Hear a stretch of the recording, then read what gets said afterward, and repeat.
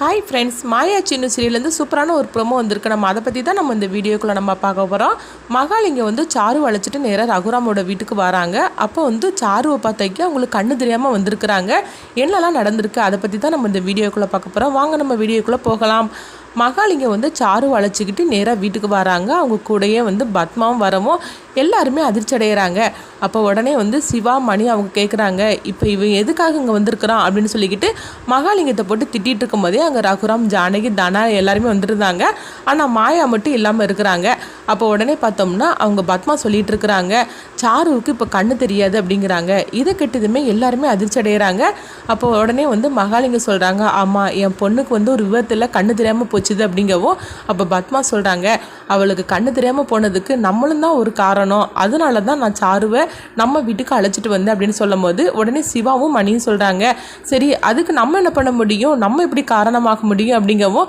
உடனே மகாலிங்க சொல்கிறாங்க, ஆமாம் சீனுவுக்கும் சாருவுக்கும் கல்யாணம் நடந்திருந்தா சாரு இந்த வீட்டுக்கு தானே மருமகளாக வந்திருப்பா, ஆனால் அதை நடக்காமல் போச்சுதுல, அதனால அவள் மனசு ரொம்பவே வேதனைப்பட்டு இருந்தா. அந்த மாதிரிக்கு நேரத்தில் தான் சாருவுக்கு இந்த மாதிரிக்கு ஒரு விபத்து நடந்து அவளுக்கு இப்போ கண்ணு தெரியாமல் ஆகி போச்சுது அப்படிங்கிறாங்க.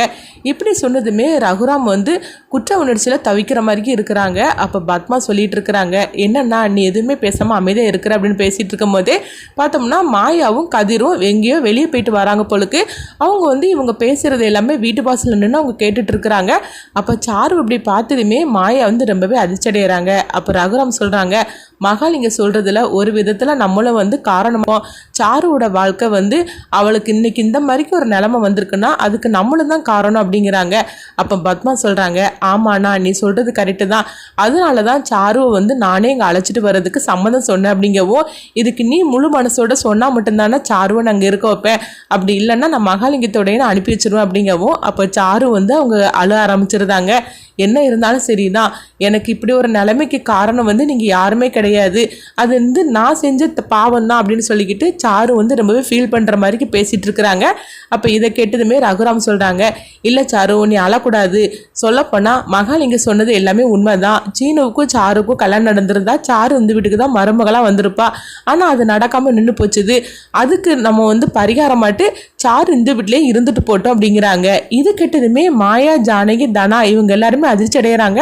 அப்போ கதிர் மாயா கிட்ட சொல்கிறாங்க, என்ன மாயா மாமா இப்படி ஒரு முடிவெடுப்பார்னு சொல்லி கொஞ்சம் கூட எதிர்பார்க்கவே இல்லை, இப்போ எதுக்காக சாரு அழைச்சிட்டு வச்சிருக்கிறாங்க அப்படின்னு சொல்லும் போது மாயா சொல்கிறாங்க, கொஞ்சம் அமைதியாக இரு கதிர், என்ன இருந்தாலும் சரிதான், இப்போ பெரியப்பா ஒரு முடிவெடுத்து சொல்லிட்டாரு, ஏற்கனவே பெரியப்பாவுக்கும் நம்ம மேலே கோவத்தில் இருக்கிறாரு, அதனால நம்ம இப்போ ஏதாவது பேசினோம்னா பெரியப்பாவோட கோவம் இன்னும் அதிகமாக தான் ஆகும், அதனால பெரியப்பா எடுத்த முடிவு அப்படியே இருக்கட்டும் அப்படின்னு சொல்லிட்டு மாயா கதிர்கிட்ட சொல்லிட்டு இருக்கவும். அப்போ கதிர் சொல்கிறாங்க, நீ என்ன சொன்னாலும் சரிதான், எனக்கு இதில் சம்மந்தமே கிடையாது அப்படின்னு சொல்லிட்டு இருக்கவும். அப்போ பத்மா அவங்க மகாலிங்கத்திட்ட சொல்கிறாங்க, அதான் அண்ணனே சொல்லிட்டாருல, இன்னுமே நீங்கள் கவலைப்பட வேண்டாம், உங்கள் பொண்ணு எனக்கு மருமகளாக தான் வரல, ஆனால் எனக்கு மகளாக நான் அவளை பார்த்துக்கிட்டுதேன், நீங்கள் உனக்கு கவலைப்படாமல் போங்க அப்படிங்கவும்.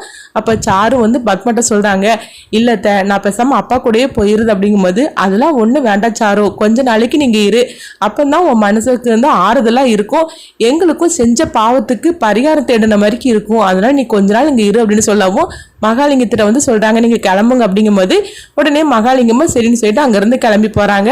அப்போ பத்மாவும் மகாலிங்கமும் யாருக்கு தெரியாமல் ஒருத்தர் பார்த்து ஒருத்தர் சிரிச்சுக்கிட்டு இருக்கிறாங்க.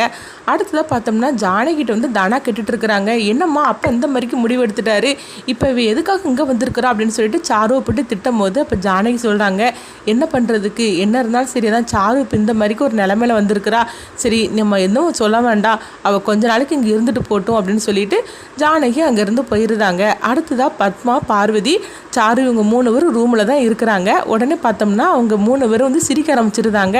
அப்போ பார்வதி சொல்கிறாங்க, நான் கதவை அடிச்சுட்டு வரேன் அப்படின்னு சொல்லிட்டு கதவை அடிச்சுட்டு வராங்க.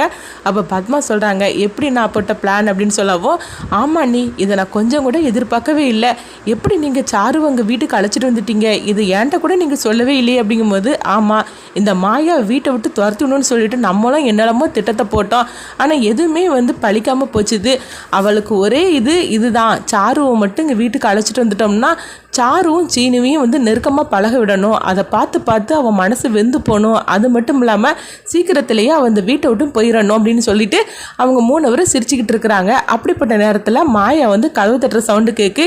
உடனே வந்து பத்மா சொல்கிறாங்க, சாரு யாரோ வந்து கதவு தட்டுற சவுண்டு கேட்குது, நீ இந்த கண்ணாடியை போட்டுக்க அப்படின்னு சொல்லவும் உடனே சரின்னு சொல்லிட்டு சாருவும் அந்த கண்ணாடியை போட்டுக்கிட்டுதாங்க. அப்போ பார்வதிட்டு இருந்து சொல்கிறாங்க, இப்போ நீ கதவு தர அப்படிங்கும்போது பார்வதி கதவு திறக்கிறாங்க. அங்கே மாயா தான் நின்றுட்டு இருக்கிறாங்க. மாயாவை பார்த்ததுமே பார்வதி வந்து முகத்தை திருப்பிட்டு அவங்க பட்டுக்கு போயிடவும் அப்போ மாயா நேரம் அங்கே வராங்க. அம்மா இப்போ எதுக்காக சாரு இந்த வீட்டுக்கு நீங்கள் அழைச்சிட்டு வந்துருக்கிறீங்க அப்படின்னு பத்மாட்ட போய் சண்டை போட்டுட்டு இருக்கவும், ஆமாண்டி ஏன் இஷ்டம் நான் அழைச்சிட்டு வருவேன், சீனுக்கு தான் அவளை கல்யாணம் பண்ணி என் மருமகளை அழைச்சிட்டு வர முடியல, அதனால தான் இதுக்கு பிறகு அவளை என் மருமகளாக ஆக்கி கொடுறதுக்காக நான் அழைச்சிட்டு வந்திருக்கிறேன், இது ஒன்றால் என்ன செய்ய முடியும் அப்படின்னு சொல்லவும் உடனே மாயா சொல்கிறாங்க, உங்களுக்கு மருமகன் ஒன்று இருந்தால் அது நான் மட்டும்தான், வேற யாருமே இருக்க முடியாது அப்படின்னு சாருவை பார்த்து சொல்லவும் சாரு வந்து எதுவுமே பேசாமல் அமைதியாக இருந்துட்டு இருக்கிறாங்க. அப்போ பத்மா சொல்கிறாங்க, என்னன்னு பேசிகிட்டு இருக்கிறேன் நீன்னு கேட்கும்போது, ஆமாம் நான் உண்மைதான் பேசிகிட்டு இருக்கிறேன், உங்களுக்கு மருமகன் ஒன்று உண்டுன்னா அது நான் தான், சீனுவுக்கு பொண்டாட்டி நான் மட்டும்தான், வேறு யாராலுமே ஆக முடியாது அப்படின்னு சொல்லவும், அப்படியா அதையும் நான் பார்த்துடலாம் அப்படின்னு பத்மா சொல்லும் போது, அதையும் நானும் பார்க்கறதுக்கு நான் தயாராக தான் இருக்கிறேன் அப்படின்னு சொல்லிட்டு மாயா வந்து அவங்க 2 பேரையும் பார்த்து முறைச்சு பார்த்துட்டே போகிறாங்க. அவங்க போனதுக்கப்புறமா சாரு கேட்குறாங்க, என்னத்த இவ இப்படிலாம் பேசிகிட்டு இருக்கிற அப்படிங்கும்போது, அது ஏன் கேட்குற, அவள் ஆடுற ஆட்டம் இருக்குதே அது கொஞ்சம் கொஞ்சம் கிடையாது, அப்படி கிடந்து ஆடிட்டு இருக்கிறா, இவ கொட்டத்தை அடக்கி இவளை வீட்டை விட்டு அனுப்புறதுக்கு தானே இப்போ ஒன்னு அழைச்சிட்டு வந்திருக்கிற,